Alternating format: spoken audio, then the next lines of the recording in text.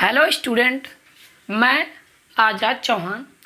आज आप लोगों को मैं भौतिक विज्ञान क्लास 10 का टॉपिक लेके आया हूँ, प्रकाश का परावर्तन, रिफ्लेक्शन ऑफ लाइट।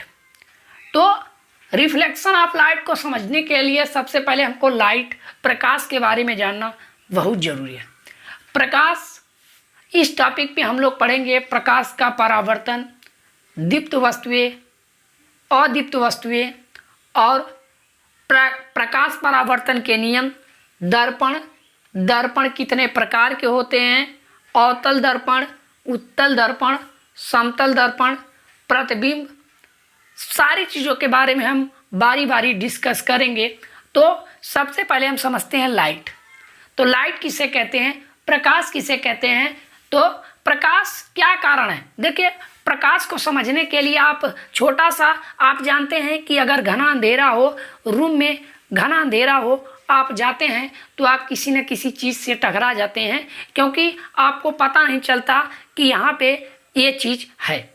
अगर आप अनजान रास्ते पे जा रहे हो, घना अंधेरा हो, आपको पता नहीं हो कि आगे गड्ढा हो, तो आप, जाहिर सी बात है कि आप गड्ढे में गिर सकते हैं, क्योंकि आपको वह वस्तु दिखाई नहीं देगी, वह गड्ढा दिखाई नहीं देगा।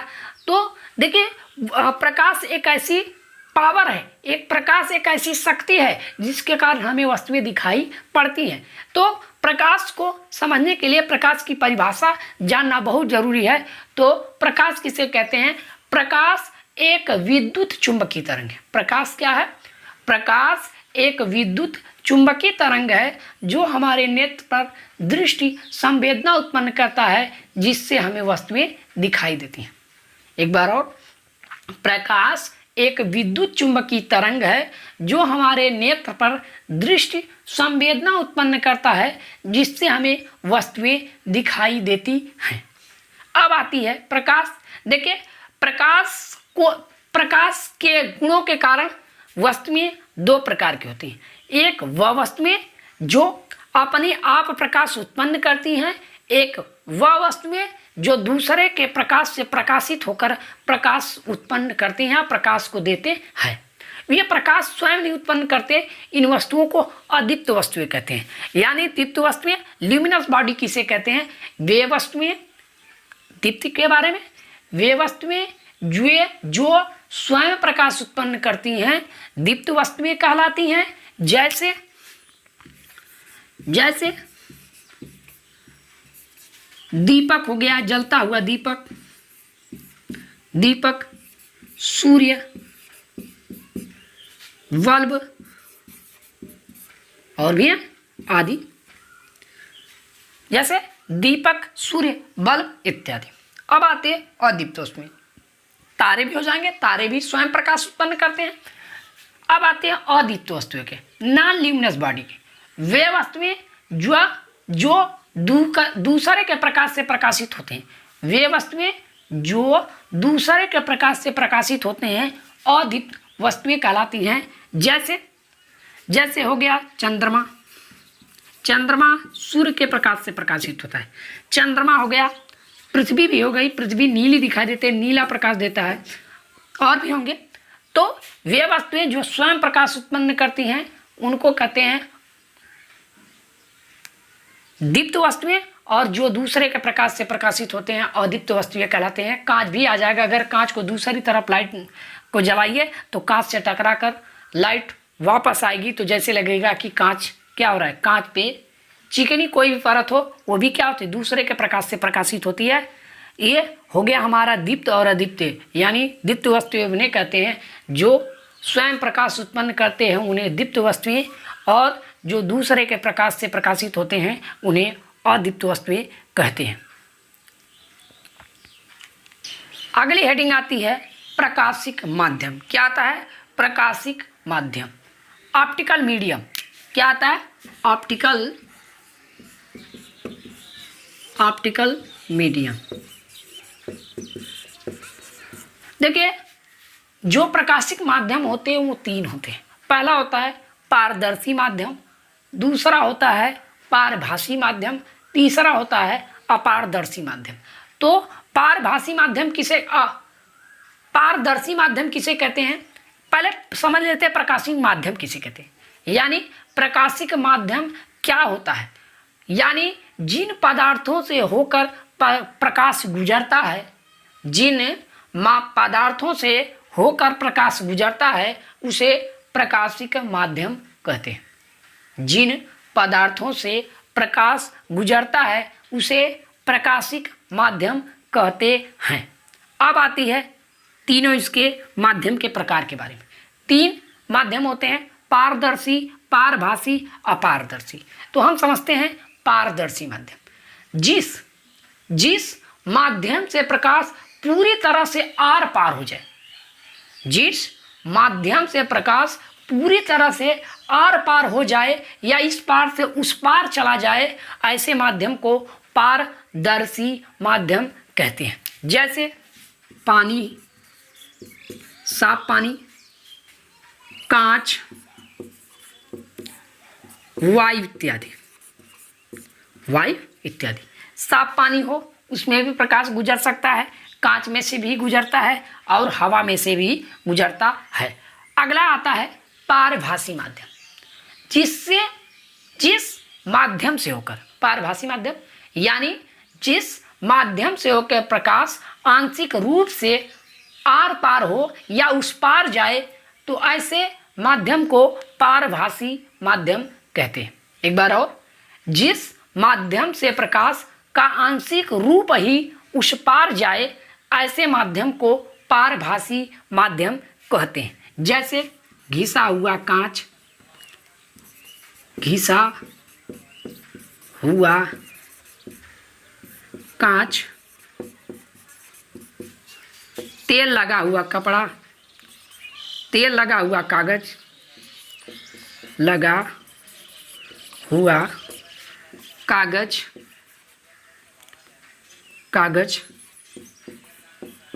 कपड़ा इत्यादि। हल्के कपड़े, वो भी कैसे कपड़े? हल्के कपड़े। और तीसरा माध्यम आता है अपारदर्शी। अपारदर्शी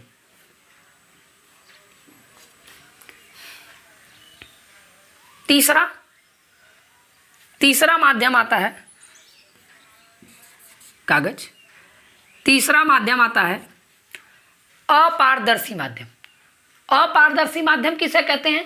जिस माध्यम से प्रकाश का कोई भी अंश या प्रकाश उस पार न जा पाए, ऐसा माध्यम जिससे प्रकाश एक ओर से दूसरी ओर जा ही ना सके, ऐसे माध्यम को अपारदर्शी माध्यम कहते हैं।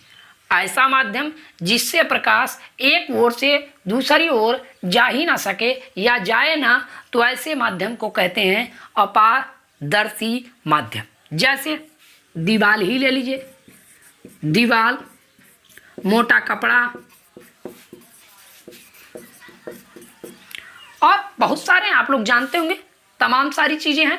लोहा हो गया, तमाम सारे ऐसी जो परतें हैं जिससे प्रकाश एक पार से दूसरी पार ना जा पाए, ऐसे माध्यम को कहते हैं अपारदर्शी माध्यम। आर पार ना हो सके ऐसे माध्यम को बोलते हैं अपारदर्शी माध्यम। माध्यम 3 प्रकार के होते हैं, पारदर्शी माध्यम, पारभासी माध्यम, तीसरा होता है अपारदर्शी माध्यम।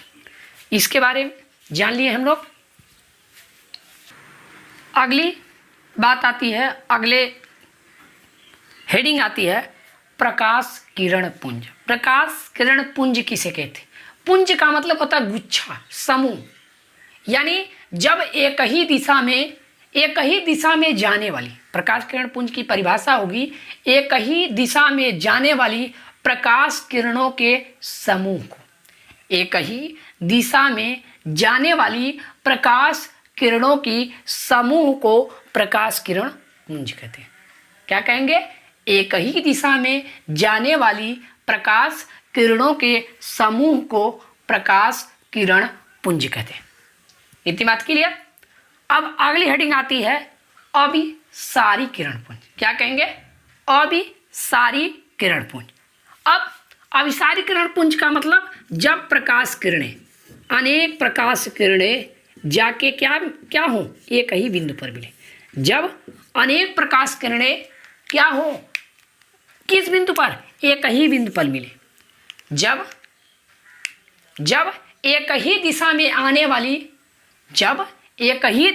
आने वाली अनेक किरणें एक बिंदु पर आकर मिलती हैं तो ऐसे किरणों को अभिसारी किरण पुंज कहते हैं। क्या कहेंगे?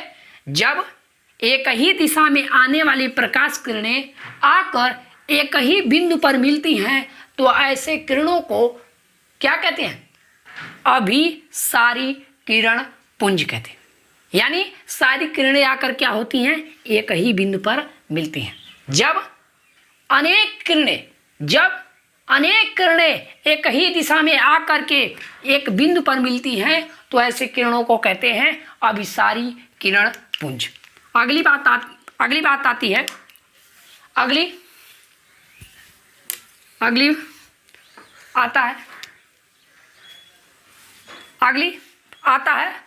अपसारी किरण पुंज। अगली बात आती है अपसारी किरण पुंज, यानी जब प्रकाश किरणें जब एक बिंदु से अनेक किरणें जाती हैं, जब एक ही बिंदु से अनेक किरणें चारों दिशाओं में फैलती हैं, जब एक बिंदु से अनेक किरणें चारों दिशाओं में फैलती हैं तो ऐसे किरण को कहते हैं अपसारी किरण पुंज। क्या कहेंगे? अपसारी किरण पुंज। देखिए दिशा बदल गई। जब एक ही बिंदु से प्रकाश किरणें चारों दिशाओं में फैलती हैं तो ऐसे किरणों को कहते हैं अपसारी किरण पुंज। जब एक बिंदु से अनेक किरणें चारों दिशाओं में मिलती हैं तो ऐसी किरणों को कहते हैं अपसारी किरण पुंज। अगली आती है समांतर किरण पुंज। क्या कहेंगे? समांतर किरण पुंज। जब समांतर आने वाली अनेक किरणों को क्या कहेंगे? समांतर किरण पुंज कहेंगे। यानी समांतर आने वाली किरणों को ही क्या कहते हैं? समांतर किरण पुंज कहते हैं। अगले बात में हम लोग पढ़ेंगे प्रकाश का परावर्तन। अगली हेडिंग आती है प्रकाश किरणों के लक्षण। प्रकाश किरणों के बहुत सारे गुण होते हैं, बारी बारी हम लोग पढ़ेंगे। पहला गुण आता है कि प्रकाश सीधी रेखा में चलता है। सीधी रेखा में चलने का मतलब होता है, आपने देखा होगा, अगर प्रकाश कहीं से आ रहा है, अगर उसके मार्ग में कोई अवरोध आया जाए तो उसके पीछे क्या बनती है? परछाई बनती है। क्यों बनती है? क्योंकि प्रकाश सीधी रेखा में चलता है। ऐसा नहीं कि प्रकाश घूम करके फिर उधर आ जाए, नहीं। अगर प्रकाश स्रोत के आगे कोई चीज रख देंगे, कोई वस्तु रख देंगे तो उसकी क्या बनने लगेगी? परछाई बनने लगेगी। इससे सिद्ध होता है कि प्रकाश क्या? सीधी रेखा में चलता है। प्रकाश किस रेखा में चलता है? सीधी रेखा में चलता है। अगला गुण आता है प्रकाश में परावर्तन होता है। प्रकाश में परावर्तन अभी इसके बाद पढ़ाएंगे। प्रकाश में परावर्तन होता है। दूसरा होता है प्रकाश में अपवर्तन होता है। प्रकाश में क्या होता है? अपवर्तन होता है। चौथी क्वालिटी आती है प्रकाश में क्या होता है? प्रकाश का निर्वात या वायु में प्रकाश की चाल कितनी होती है? 3 लाख किलोमीटर, या इसको मीटर में बदले तो हो जाएगा 3 × 10⁸ मीटर प्रति सेकेंड। यानी 1 सेकेंड में कितना चलता है? 3 × 10⁸ मीटर। हो गया। अब पांचवी बात आती है प्रकाश में व्यतिकरण, विवर्तन, ध्रुवण होता है। सारी चीजें एक ही साथ बता दिया। प्रकाश में परावर्तन, प्रकाश में अपवर्तन, प्रकाश में व्यतिकरण, प्रकाश में विवर्तन, प्रकाश में ध्रुवण होता है। इतनी बात हो गई। प्रकाश एक क्या है? एक तरंग है। तो और हो गई, यानी प्रकाश में व्यतिकरण होता है, प्रकाश में विवर्तन होता है, प्रकाश में ध्रुवण होता है, प्रकाश में परावर्तन होता है, प्रकाश में अपवर्तन होता है, प्रकाश सीधी रेखा में चलता है। ये सारी चीजें हैं प्रकाश के गुण। बारी बारी इन सब के बारे में हम चर्चा करेंगे। आप घबराइएगा मत, हम सारी चीजों के बारे में एक एक करके बताएंगे। सारी चीज, चाहे परावर्तन हो, चाहे अपवर्तन हो, व्यतिकरण हो, विवर्तन हो, ध्रुवण हो, सबके बारे में बारी बारी चर्चा करेंगे। आप मत घबराइएगा। अगली हेडिंग आती है प्रकाश का परावर्तन। प्रकाश का परावर्तन किसे कहते हैं? देखिए मान लीजिए ये कोई कांच का टुकड़ा, क्या है, कोई कांच का टुकड़ा है। कांच के टुकड़े पे लाइट मारिए या किसी चिकनी थाली पर, किसी चिकने प्लेट पर लाइट मारिए तो लाइट क्या होती है, उधर से टकराकर चमकती हुई दिखाई देती है। प्रकाश वापस चला आता है। आपने देखा होगा प्रकाश को आप किसी दर्पण पे, किसी कांच के टुकड़े पर, चमकदार टुकड़े पर जब लाइट मारते हैं तो लाइट क्या होती है, जैसे लगती है कि कांच से ही निकल के आ रही है। इसका मतलब उसी माध्यम में वापस चली जाती है। जैसे टकराई और उस धरे क्या होती, वापस चली जाती। ये नहीं कि कांच को पार करके या दर्पण को पार करके या मिरर को पार करके उस पार चली जाती है, बल्कि ये होता है कि टकरा कर क्या होती है, उसी दिशा में वापस चली जाती है। तो परिभाषा हो जाएगी प्रकाश का परावर्तन की, यानी देखिए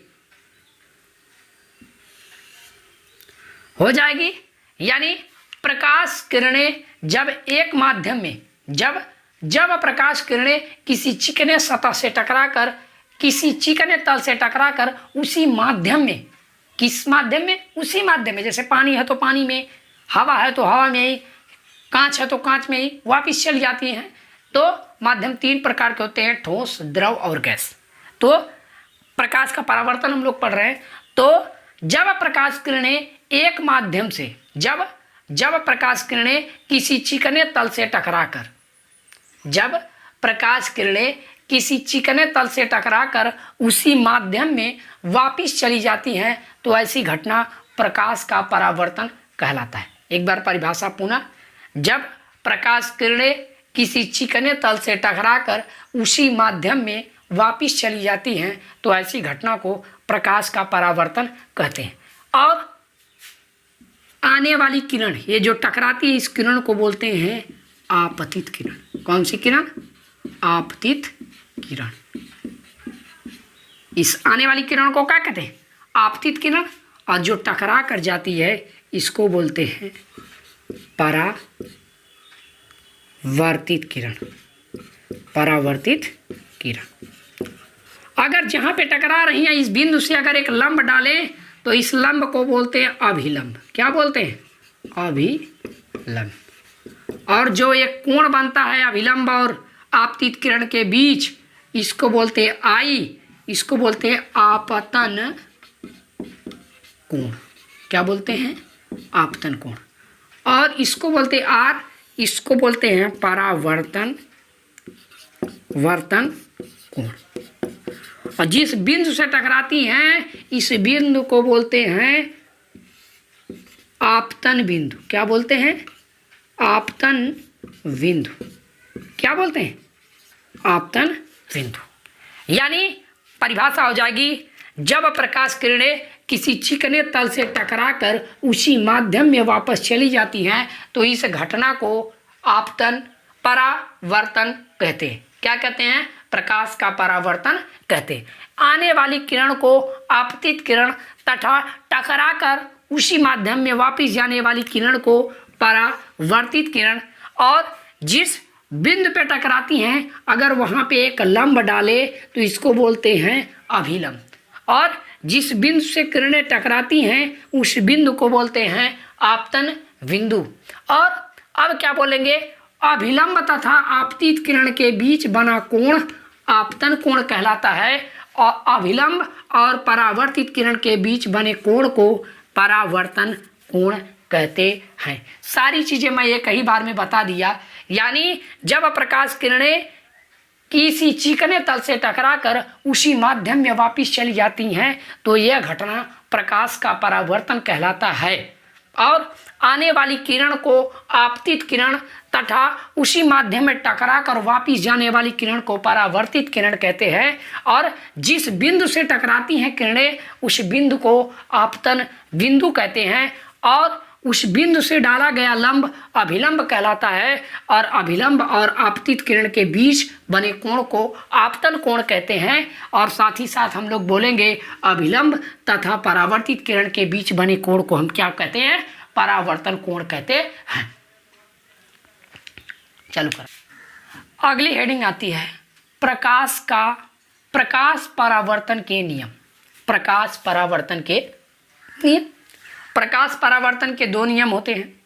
पहला नियम यह होगा कि आपतित किरण, परावर्तित किरण तथा आपतन बिंदु पर खींचा गया लंब या अभिलंब। पहला क्या बोलेंगे? आपतित किरण, परावर्तित किरण तथा आपतन बिंदु पर खींचा गया लंब तीनों एक ही तल में होते हैं। क्या होते हैं? तीनों एक ही तल में, तीनों ऊपर ही हैं। पहला नियम ये होगा, आपतित किरण, परावर्तित किरण तथा आपतन बिंदु पर खींचा गया लंब तीनों एक ही तल में होते हैं। पहला नियम क्लियर? क्या बोलेंगे?